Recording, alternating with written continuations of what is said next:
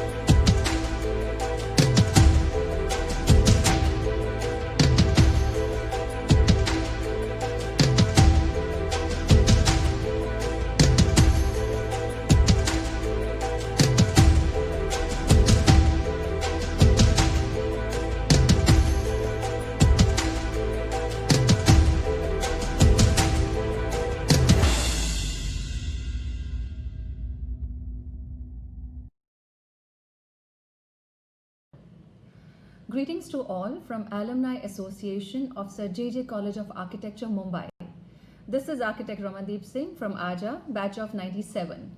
We have always been committed to bring you the best of the industry stalwarts as part of this knowledge series with master speaker episodes to share the varied advancement, specializations and disruptive ideas from subject matter specialists who are all alumni of Sir JJ College of Architecture. Now, in our constant endeavor to benefit and inspire change, AAJJA and iDAC, after successfully launching 2 master talks previously, today's talk is from someone who sees lighting beyond its conventional purpose. Whether alluding to architecture or creating illusions in a building, our master speaker today crafts a story to create moments of experience into the psyche and emotions of people who visit these buildings. Proud to present to you architect Abhay Wadhwa, alumni of Sir JJ College of Architecture. He is the founder and design principal of AWA Lighting Designers based in New York. He has worked on a wide variety of projects globally and is popularly known as the lighting nomad. Abhay's desire has always been to stay relevant and to focus on work that will impact us in a compelling manner. About 8 years ago, he became strongly involved in researching the latent properties of light and lighting beyond light levels and uniformity ratios. These latent properties of light utilize frequencies and wavelengths of light, color, and sound to harmoniously impact the well-being of people. Now, last year, after many years of research, Abhay also launched Solarium with a U, an audio-visual installation project for improving public health and wellness. This project harnesses the wisdom and knowledge of scientists, physicians, psychologists, musicians, chromatotherapists, and projection artists. AAJJA takes immense pride to mention that Abhay, our alumni of the batch of 92, completed 2 temporary installations, one in Croatia in September 2019 and the other at Gallery AWA in New York City in December 2019. Abhay's earnest zeal is to serve people with his unique skill sets in lighting, health, and architecture, and his goal is to take the solarium, which is meant to be an open source space in the long term, initially which will show his healing programs, while creating a database of experiences contextualized for the local population through local artists and technicians. To gain better insight into his perspective, just sit back and hear his thoughts in this wonderful knowledge sharing journey brought to you by AAJJA and iDAC. And yes, do feel free to bring out any queries, questions, or new thoughts for architect Abhay Wadhwa at the end of this session, which will be curated by architect Hiten Sethi. Do sit back, enjoy yourself, and have fun. Thank you. Hi guys, my name is Abhay Wadhwa. I'm an architect who practices lighting design. I'm based here in New York City, but we have a couple of studios internationally. I'm from the 1992 graduating class of JJ. So it's been good 28 years since I was in JJ last, but I'm very thankful to the organizers to invite me. I'm looking forward to starting a dialogue with several of you who can look at the power of light and where it's going, on your projects, because your projects really come to life if they're lit properly during the day and at night. At night, of course, the sun is not there to compete, so it's a different kind of gestalt that you can compose. But I hope the dialogue that starts here today will help or inspire some of you to look at the different properties of light and see how you can utilize it for the furtherment of your projects and for humanity at large. Thank you again to the organizers for this opportunity, and I look forward to hearing from some of you. If you feel inclined, you can get my contact information from the organizers. My website is awalightingdesigners.com. Also, the book that I've written, the website is contextualizinglight.com. And one of my installations for public health is called solarium.net. Solarium is spelled SOULARIUM.net. Thank you again for listening and for being here, and all the best to all of you in your future endeavors. Take care. Which responded to the context, gave it that color changing, dynamic, pixel mapping kind of function. Now, for those of you who are into pixel mapping and projection mapping, now remember this project was done in 2004 and 5, where we didn't have the softwares that we have now, right? Which makes it easy. So that was Peak Tower in Hong Kong. So then let's move further west to India.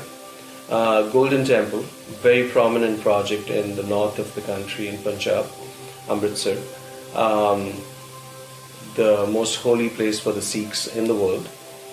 The society that runs the temple complex hired us and asked us to work on the project, and there was this counterpoint of, well, why don't we light it mysteriously? I said contextually that is incorrect, because the context says purity is built into one of the tenets of Sikhism. So you don't want it to be a theater set. This is about sanctity and purity. Then the next thing that came up was, well, why don't we light it with this kind of a light? At that time it was a high pressure sodium. Remember, this is 10 years back. LEDs weren't mainstream as much. And I said to them that if you light this with a high pressure sodium, it's not going to be called the Golden Temple. It's going to be called the Tin Temple, because it's going to look like tin. So the color characteristics of the golden temple and highlighting the gold required me to come up with a special spectrum mix of lights. That was contextual. Then we moved further to Dubai, where in the late 2000s we won this design competition for lighting the Sheikh Rashid bin Zayed Bridge, connecting Bur Dubai to Dera.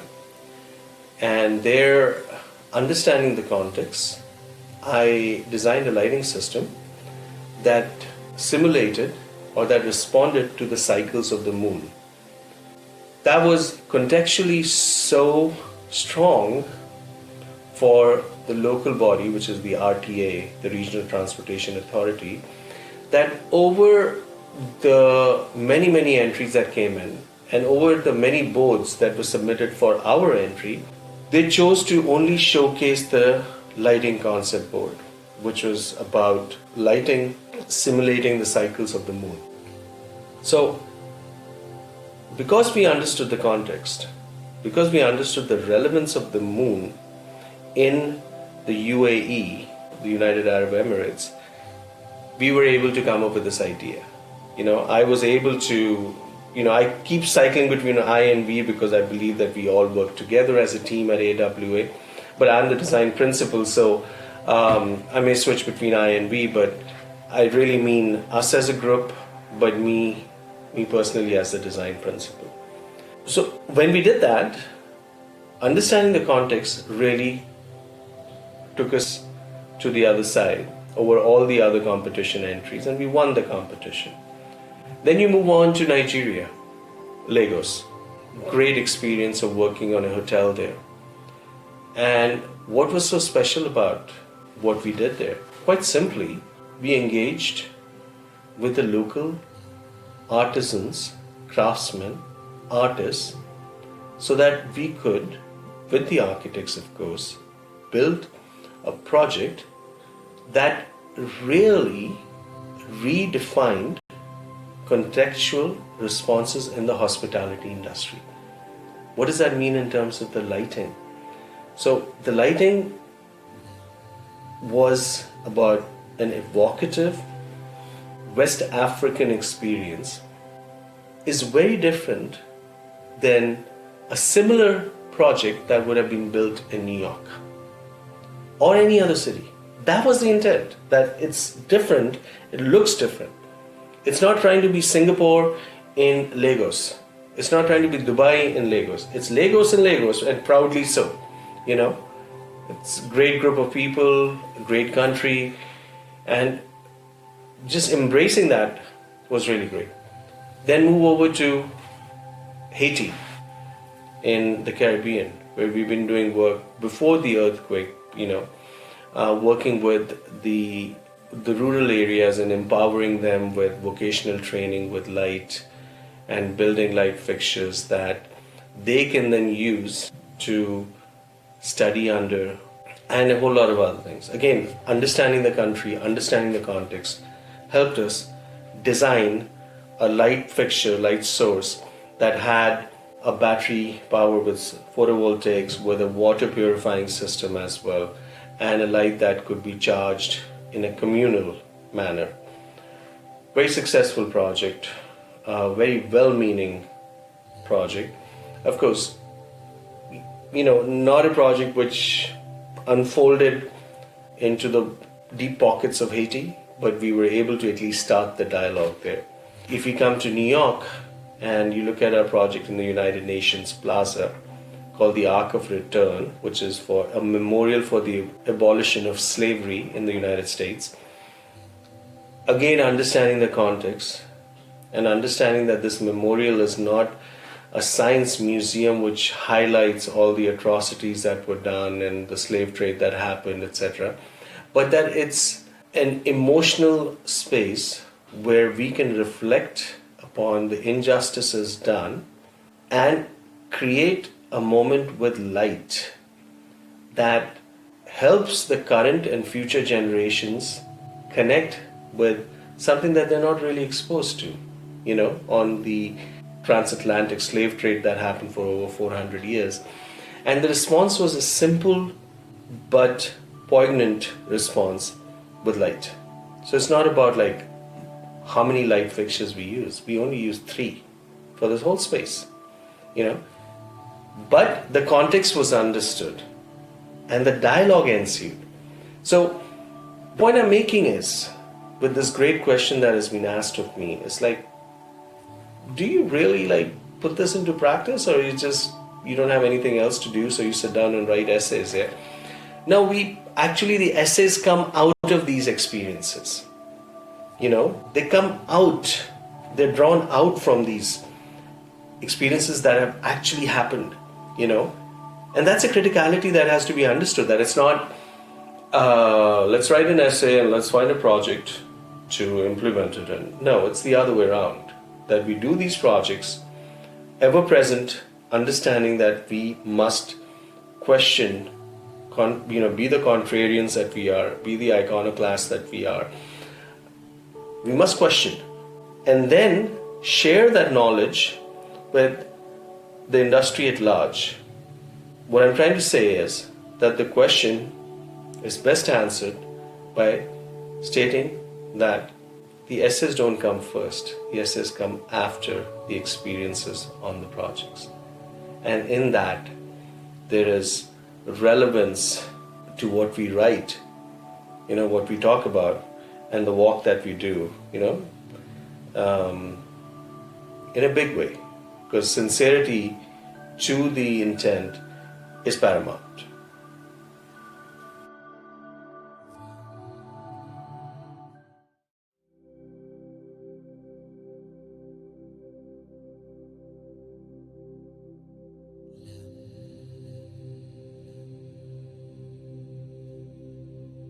The question that is being asked is, what are the approaches that I utilize when I get into a new context?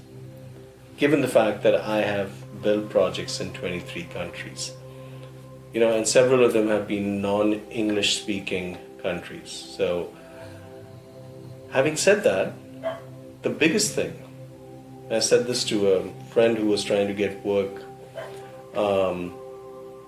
in other parts of the world, I said to them that you have to want to be there.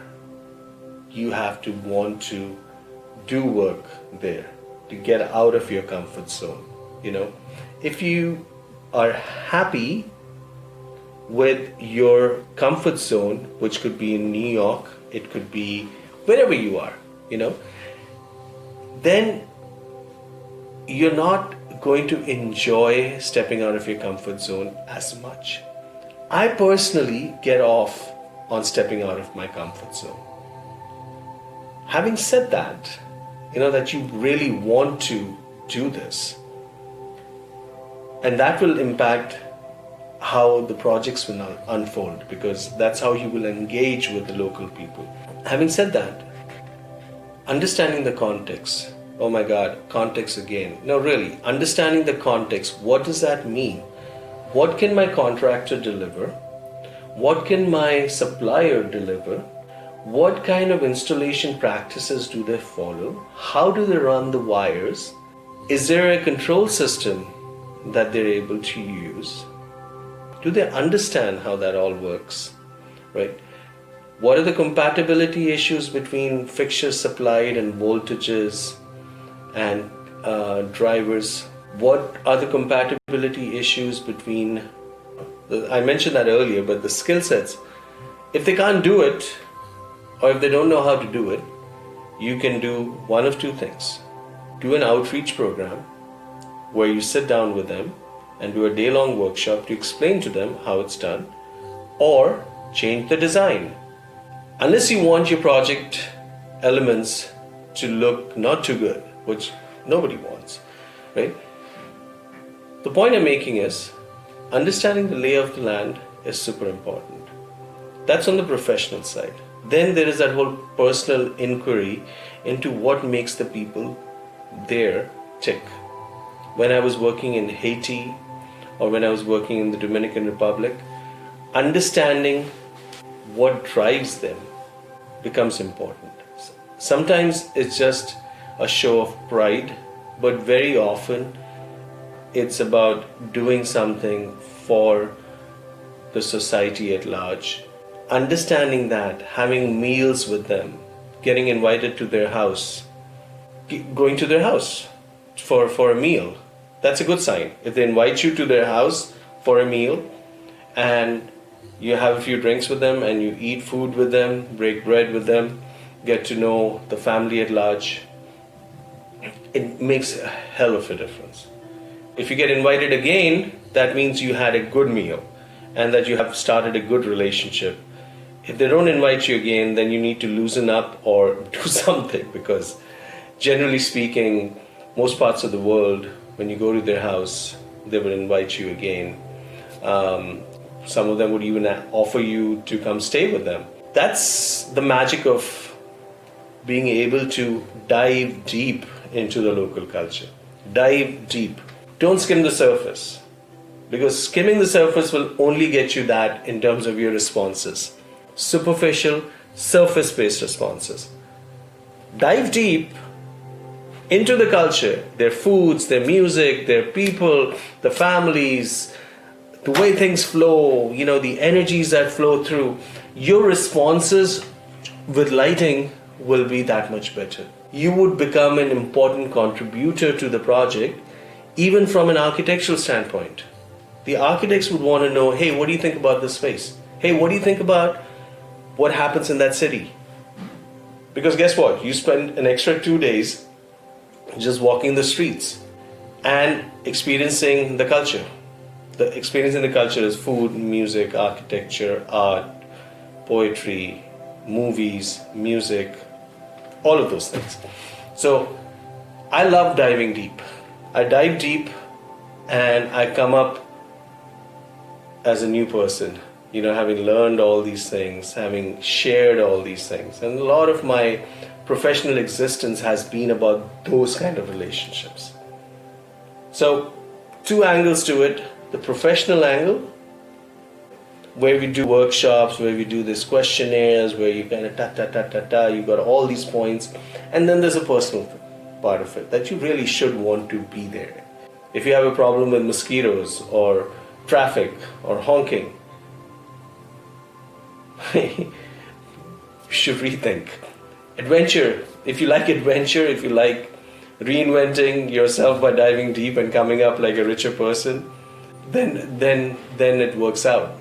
And I couldn't choose. They call me the lighting nomad, because I've got some sort of a nomadic existence, which my base is New York, but I travel a lot. You're open, you're non-judgmental, you're just embracing them for what they are, and then giving your professional opinion on how to make it better.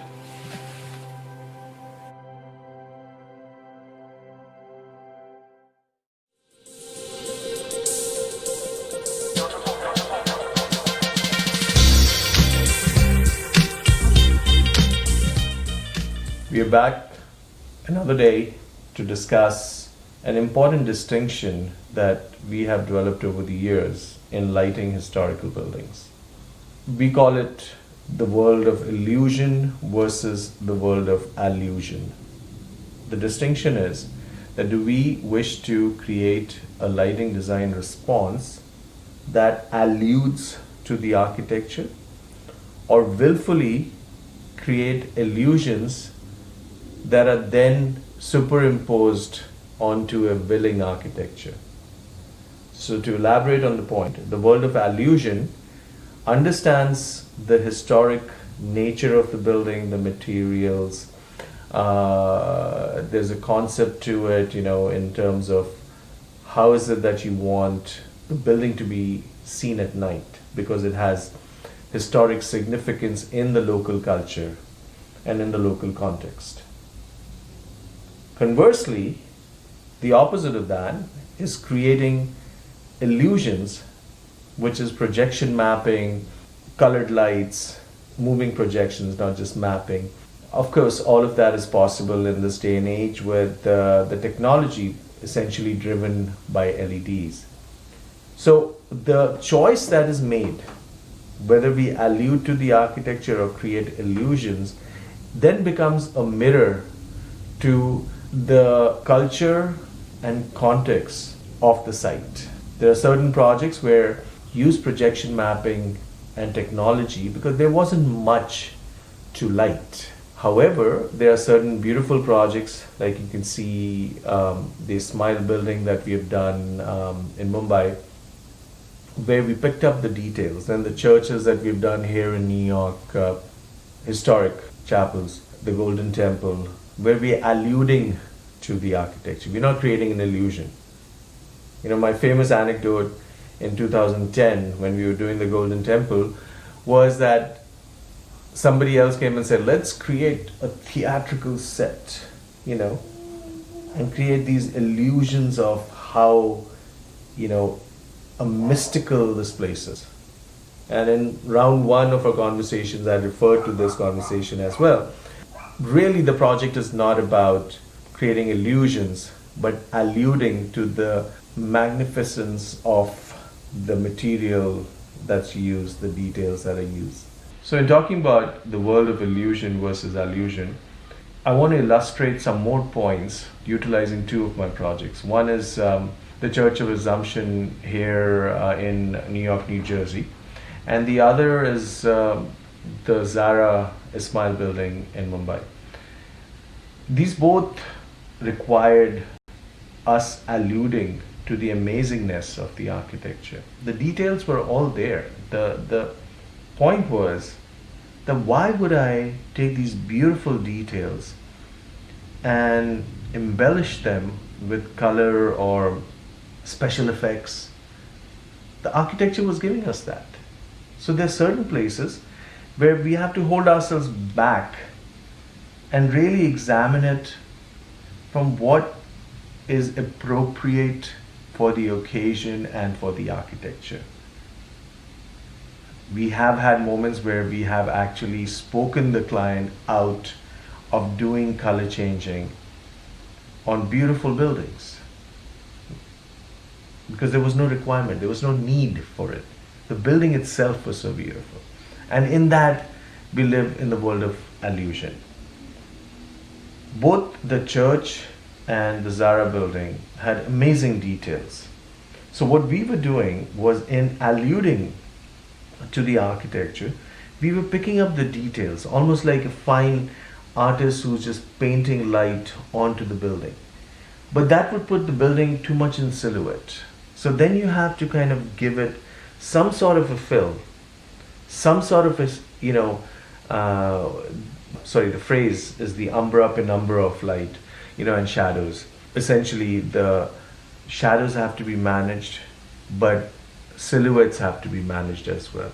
So it's poetry that's kind of cast with light in time and not really relying on color changing.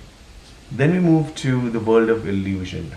We have done a few projects, quite a few projects, including Peak Tower in Hong Kong and the Solarium in Croatia. These are illusions. You know, we have done many malls, etc., where we have created illusions again. There are illusions that we are creating for selfie moments. You know, that's the world we live in. And sometimes the architecture becomes subservient to the requirement of visual excitement. The downside of doing that ad nauseum or doing it on every project is these kind of lighting moves are what I call flash trash. You know, that it's not really something that I would want to see, you know, 6 months later, 3 months, maybe even 1 month later, I'll be bored of it, because what we were doing was just an applique of pigmentation onto a building architecture, but there was no analysis. There was no deeper content. There was no deeper messaging. It was just, let's make it pink and blue, or let's make it, what do they do for Valentine's? Make it red. You know, let's make it red, white, and blue on the 4th of July, and so on and so forth. The content is not more than that. And that is where sometimes the world of illusion would fail. Sometimes it's for a certain amount of time can be a success, especially if you're trying to sell more clothes or get more footfalls in a mall or in an amusement park. There it works. So the question at hand as lighting designers and practitioners is, where do we allude to the architecture or make illusions? Every historic building begets that question. On that note, thank you for listening, and till the next one, we'll see you soon.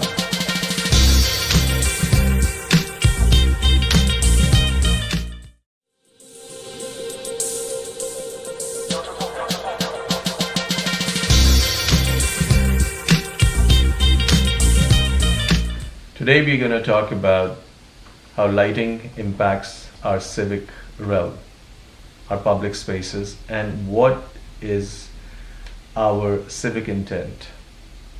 It's a new field of utilizing light to create an evocative space for the public realm. What we are saying is that light doesn't have to have a premium, especially for public spaces, where people at large are enjoying the space, where the footfalls are not for one family, not just for one family and their friends, which is what you would have in a big residential project, but for thousands, hundreds of thousands of people or millions of people. That motivates us, because then the impact of good light can be felt by everyone. In an examination of light through history, what you would find is that light has been unfettered since inception. We just depended on the sun and the moon and the candles and the fire and so on. Then when we went to the age of electric light, right? I don't call it artificial because it's just electric light. It's not artificial, it's still light. It just comes out of electricity. When we came to that age of electric light, people started putting a premium on good lighting. Then the lighting manufacturers got involved, other vested interests got involved, and suddenly public spaces in many parts of the world did not or could not have great lighting. So what we are saying is that lighting for public spaces should be given premium importance because it impacts millions of people. On a trip to Haiti after the earthquake, we've been doing work in Haiti from before the earthquake. What I found was very interesting, and then that impacted the work that we did after that, is that the public spaces, especially opposite the presidential palace, what used to be a public park was now a place where people had to live because their homes had been destroyed. But I asked a question of my local host. I said, what was this park used for? Because there were pathways everywhere. So it wasn't like, what we would see in the United States, there's a big baseball field in the middle, or a soccer field, or a football field, and then you'll have beaches around. This was just pathways and lights. And my host said, well, this is where the kids came to study at night before the earthquake, when it was a park. And I found a certain beauty to this example, in that light was being used freely to educate the masses. The city provided it. Became a turning point in my analysis of how I want to do public spaces. But understanding the significance, you can't take it lightly. It's not somebody's backyard or somebody's little estate up in some gated community where only a few people can get entry. This is for everyone. Then you take this civic intent onto master planning for cities, for towns, for big areas. And we feel that if you really wish to give the population access to all these spaces, more than just sunrise to sunset, then light clearly plays, electric light clearly plays a very important role. I mean, that's kind of Captain Obvious stuff. But what for us was important is that there is one which has just put street lights, and say, here, I gave you lux levels and foot candles, right? And then there's another where you use light as a catalyst for community, where people are interacting with each other because interacting with each other better because of the lighting, that there is safety and security for all parts of the population, you know, children, women, older people, everybody feels safe and secure because of the lighting that we have created, which is not about just putting street lights and foot candles and lux levels. It's really about an analysis of where the footfalls are, where the photonic energy should go, and then creating a master plan that ties everything together so that the city or the town can actually maintain it over the life of the project without making it boring and one street light everywhere. You know, you can have different scales to the light. We have used that successfully. We did a project in Mexico, which was a big public park, and it worked very well to use the different scales. Very well appreciated. Again, not in the book because we had to take many of our projects out. So on that note, light is just not a light bulb or your reading lamp or your overhead, you know, downlights or office lighting, etc. There is so much more that we can do with that in the civic realm. Not just facade lighting. You know, everybody wants to light facades. I referred to this in round one, where, you know, it's the building envy. You know, my building is better lit than yours. You know, that helps in some ways. There's some civic pride and tourism and safety security issues, but it's not.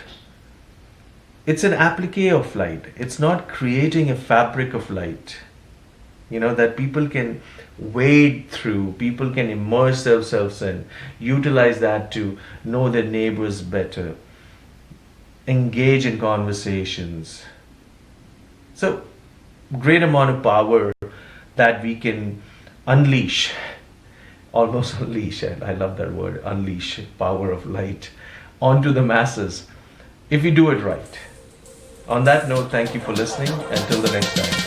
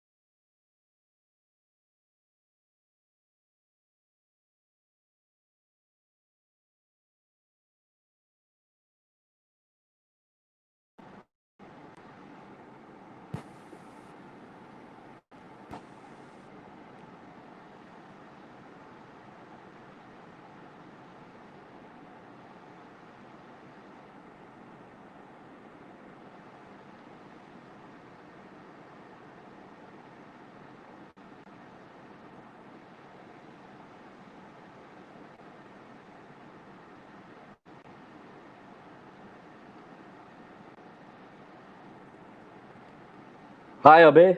That was wonderful. I mean, elaborate thing, 32 minutes, I think, continuous. It has made me more interested. Next time, I will request you to start with your some case studies also. I think your whole grasp of the whole thing is fantastic. We have too many things we need to take home and rethink about the strategies. But I had just snatched away this opportunity to interview you, you know, because you were the person who racked me in my first year in Sir JJ College of Architecture. I mean, you were in 1988, I think, yeah. And what he and I remember the time when during monsoons, I remember the central stage, I was new and we were told after 7 days, there are two people you need to be really scared about, and one is Abhay Wadhwa. So you really take care of this guy. And there he was sitting with Rajan Bhatt and, you know, pulling everybody's leg. And in rains, he made a stand and so on and so forth. Anyway, I had lovely memories about you. I think every day I grew with you in those 5 years. I think we had something to take over. And I always wondered, Abhay Wadhwa in 1987 to the Abhay Wadhwa now. How has been this journey been? I mean, can you share your journey with us? Um, Thank you, Hiten. Can you hear me okay? Yeah, perfect. Perfect, super.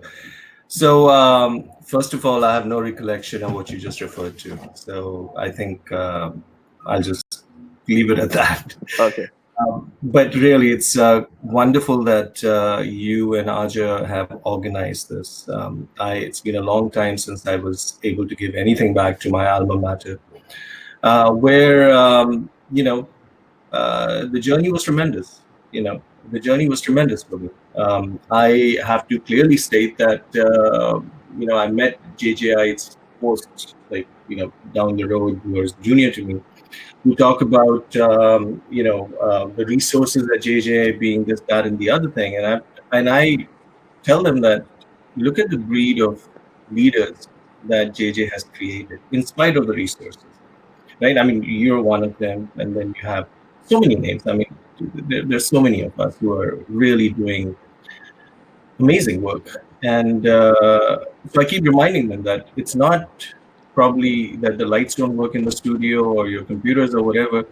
It must be the chai at the workshop. Yeah, I remember that. You know, Sitaram. so so those memories are special, and I really thank you and Bobby for doing this, because it's really critical to share with the current generation, or the younger generations, that um, the world that we live in, the exploration of our zeitgeist, the relevance. Zeitgeist, in Sanskrit or Hindi, is called Yug Chetana, which is the awareness of what's going on in our times. And how do we, as designers and as designers, whether you're architect, you're a lighting designer, etc., how do we contribute? So, just very quickly, because I know we have limited time, my journey, as some of you who were my contemporaries know, that I was very rarely after my third year in college, because I was doing set design, production, theater, etc., etc. Then I had then of course you do the traditional route of like doing your internships, etc. But I was always wanting to do um, uh, sound and light. That's what I wanted to do in architecture. Now, just as a quick sidebar, does anyone know when was the first time that JJ won any cultural trophy outside JJ? Malhar 89, is it? Or 88, 88 and then 89 again. Yeah. And You were at that you time it was a huge deal, because till 87, JJ used to end up with negative points because people wouldn't show up. And then suddenly we came in and we won 4 out of the 6 trophies. Right. And we wrapped everything up, right? There was a huge deal for JJ, because we were only a small little school compared to Xavier's, who's our neighbor, and compared to Elphinstone, and compared to all these other big schools. But the reason I'm sharing that with you is, again, going back to that, there is something in the DNA of that space. It's powerful, right? But it put me on a track of going into theatrical applications, or just looking at light as perception, as form givers for architecture. One of the first books that I read was a book by William M.C. Lamb, who I was very fortunate to meet later in Boston when I was working in Boston, was Perception and Lighting as Form Givers for Architecture. Changed my life, right? Then I did my undergraduate thesis in a connected topic. I was, of course, still not sure if I just wanted to do lighting. I wanted to do sound and light in architecture. Went to the University of Southern California for building sciences. And you get there coming from Mumbai, where Mumbai teaches you that you know everything, right? But it's not true, because it makes you a 22, 23-year-old kind of like, yeah, I know this. No, you don't. And I came to USC, and I realized that, I came to the Masters of Building Sciences program, that I really needed to learn a lot more, because whatever I knew was captured in one class at the graduate studio, right?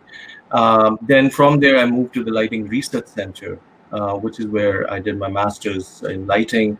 I've been teaching there since 2003, and I've had I opened AW Lighting Designers in 2002. So then, 10 years, not even 10, about 2009 or 10, right after the crash, the crash here and the stock market crash here. Yeah, Um, 2008. I had, yeah, I had this whole conversation about, okay, Abhay, how many millions of square feet do you have to do before you can go back to reminding and just working on how do you really contribute? Is anyone going to give a damn about another mall, another project, another, Ubora Tower or a World Trade Center or whatever? I mean, tall high rises that we have done all over the world. What do you really contribute? What do you have to show for it? It's not, I mean, I was too young to talk about legacy at that time, 10 years ago.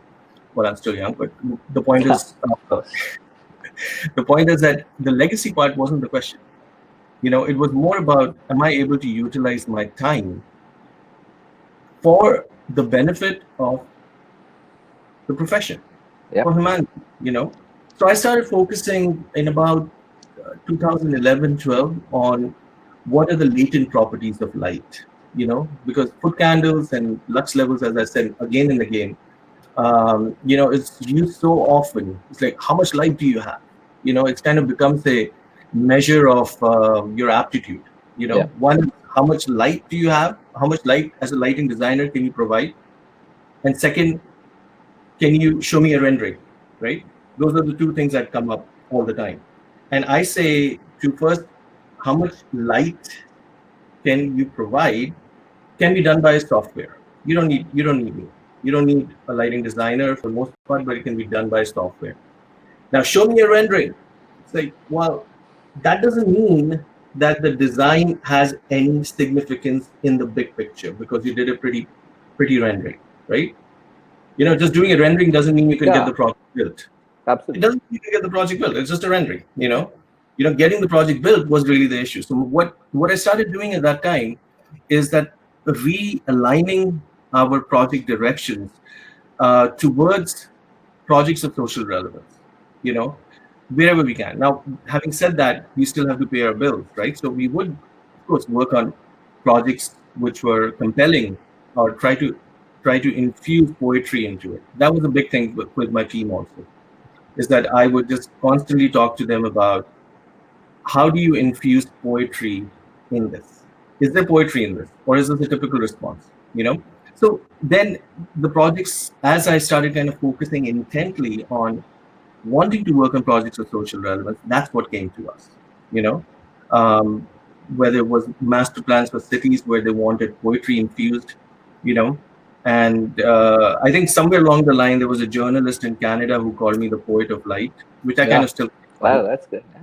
Hey, it's great. It's So journalism. no bad poet. I mean, I'm just getting.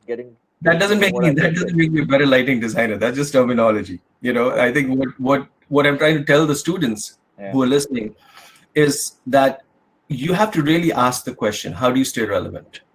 How do you stay relevant? I mean, are your responses actually making any difference? Yeah. Is anybody going to give,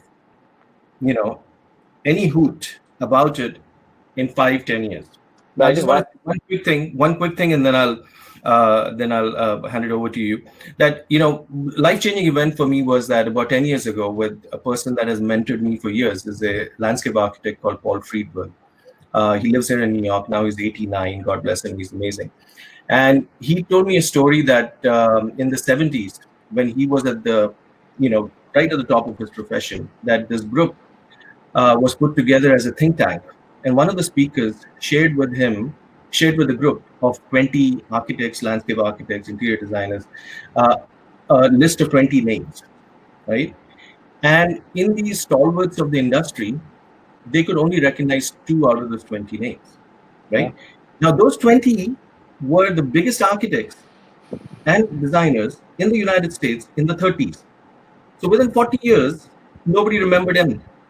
So the point is that the biggest designers, the names, the fame, lost. Nobody remembered them. Yeah. So what do you contribute? That was the question that kept coming up, is that how do you contribute? So I'll stop there. Thank you. Yeah, so I think you're right. The meaningfulness, I think, gets you in actions, and your actions get you in legacy. I mean, that's how the things move. So there's an interesting question which I think Sandeep Shikre posted, that it is always advisable to have well-thought master plan for all built environments, such as we normally have a common master plan of landscape, wayfinding, infrastructure, etc. for sectors and precincts. As a lighting designer, do you think it's advisable to have harmonious and well synchronized external lighting strategy for districts or streets? Can you enlighten us about lighting master plan? That's a great question. That's a fantastic question. But just a very quick note before I answer Sandeep's question is that the 4 videos that you saw are extracted from 15 recordings that have been done on my essays over the past 6 months. So the other 11 are going to be released. So I mean, some of you may be wondering that how did he change from a white shirt to a blue sweater? Because these are recordings that have been done previously. And the last part, the 4th recording that was shown, actually almost answers Sandeep's question, because I didn't know Sandeep was going to be asking this question, but it's a great question. It's how do you actually make an impact in the civic realm, right? And in the civic realm, we have done master plans for precincts in Dubai, for a city of 100,000 in Saudi Arabia. We've worked on the master plan for Akshardham in New Jersey.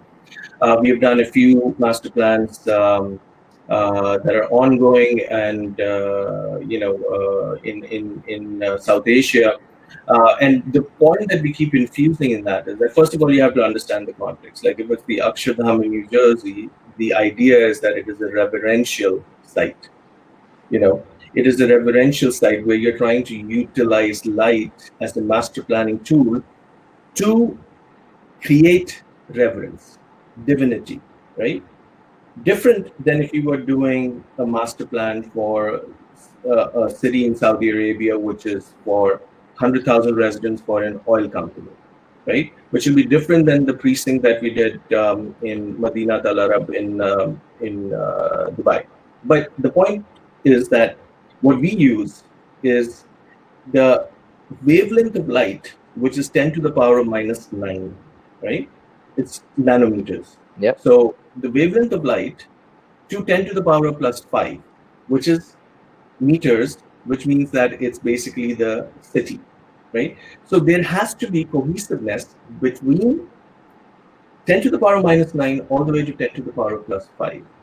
That's the range that you want to utilize and harmonize, So and you issue parameters, and that's the paradigm that we've been exploring, and techniques, as the title of this talk, is that we issue parameters saying that in this kind of a situation, this is what you should be doing. But really the driver is, how do you make it as a catalyst for community? That's the driver. How do you make people's lives better after dark, and during the day, make it harmonious with the architecture, the architectural intent that all of you in the architecture community, design. How do we actually infuse it with a value add that makes it even more compelling? Yeah. I think in one of our projects which you did for one campus development, you actually explained me about the hierarchy of lighting which needs to be adopted for streets and the main roads and the avenues, and I think that's the kind of process which we followed, and it was quite a successful model which was created later on, and so on. Now, with this COVID-19 happening, so what do you think? What will lighting play an important role in the wellness sector? Okay, so that's a great question. Thank you, Hiten.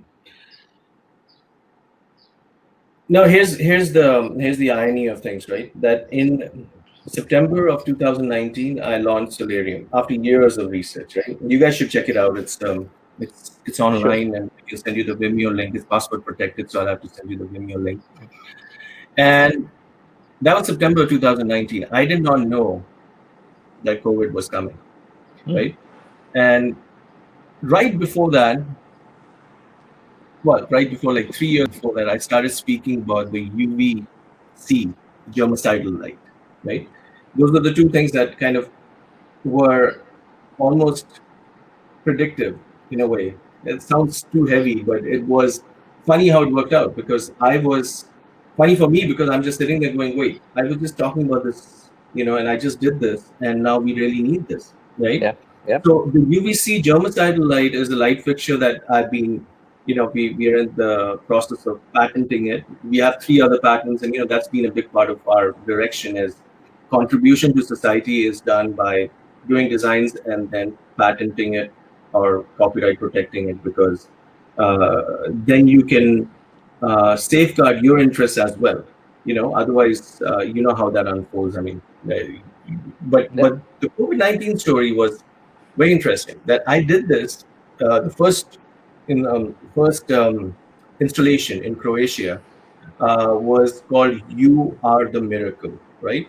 And it was not saying that I'm treating you for anything, because people don't like to be told that they have a problem, right?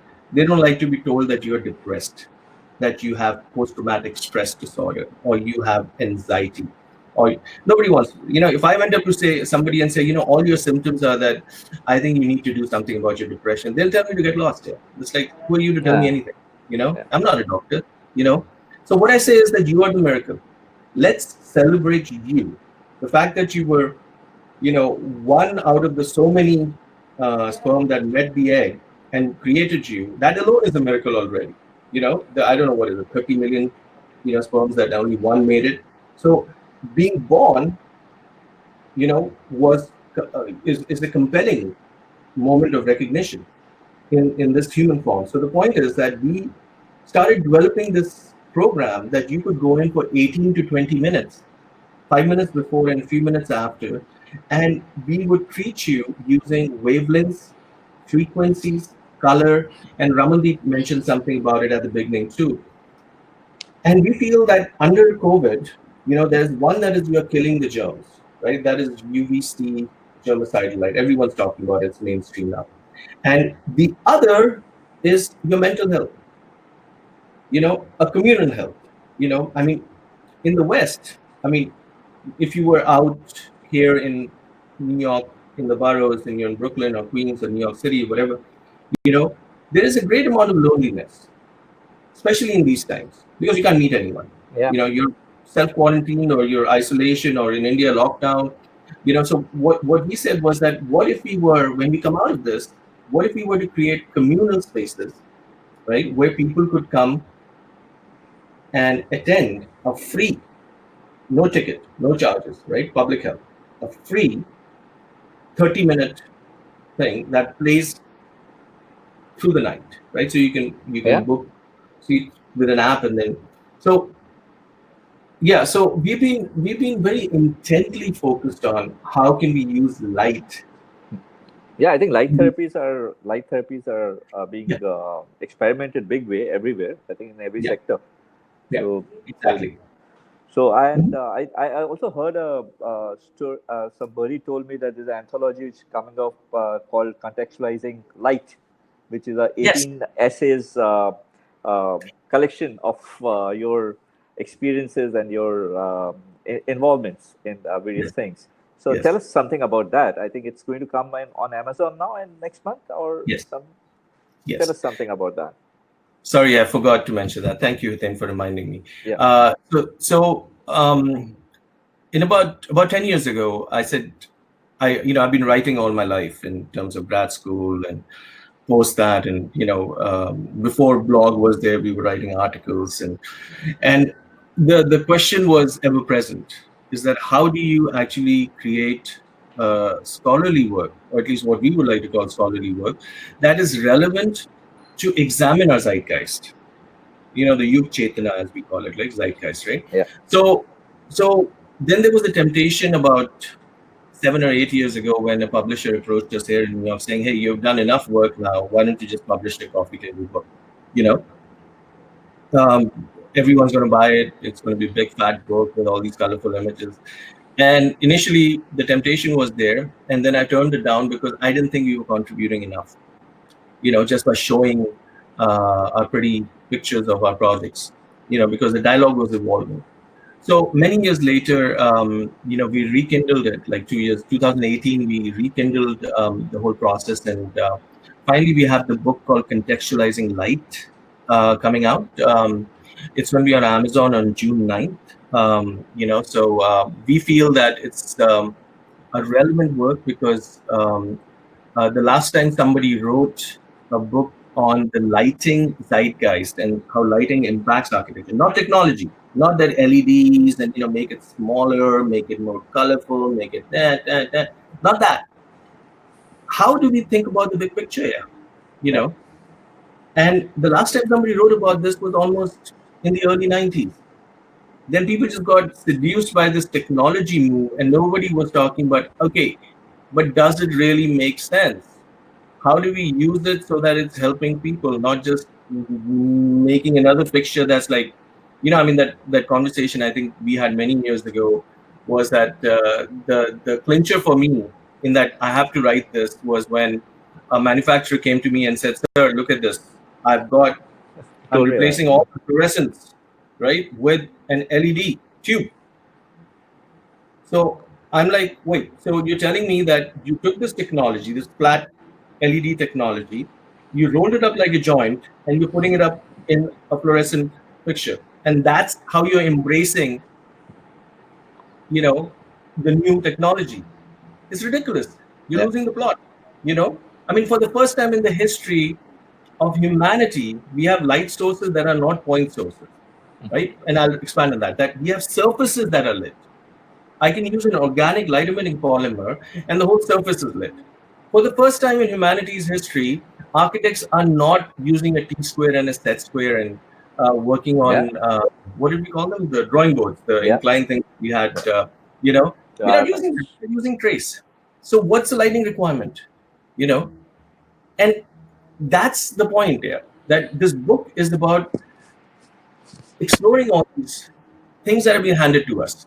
Oh, you must have this much light. The example that I use in that is in the 50s, everybody who knew anything about lighting would say, well, we need 1,000 lux. Okay. Then the oil crisis came in the 70s. Then, you know what, let's make it 500 lux. Overnight, it went from 1,000 to 500. Yep. Then 10 years later, they said, you know what, 500 is too much. Let's do 300. Sure. So you in 30 years, to 30% of the light that you were recommending. So I'm asking the question, who came up with these numbers anyways? So why not challenge it? And that's what this book is about. When did shadows become bad? When did darkness become bad? Now there's a thing in the Vedic scripture, tamasoma jyotirgamaya. Okay, so we must go towards light, as light being symbolism for knowledge and awareness, right? But it doesn't mean that you should have brightness everywhere. There's nowhere which says that you must go into a room that is uniformly lit, no shadows, no nothing, because you're scared of darkness. Well, what's going to happen if there's a little darkness? You're not going to have like demons come out and eat you up there. So something happened. Darkness became bad somewhere.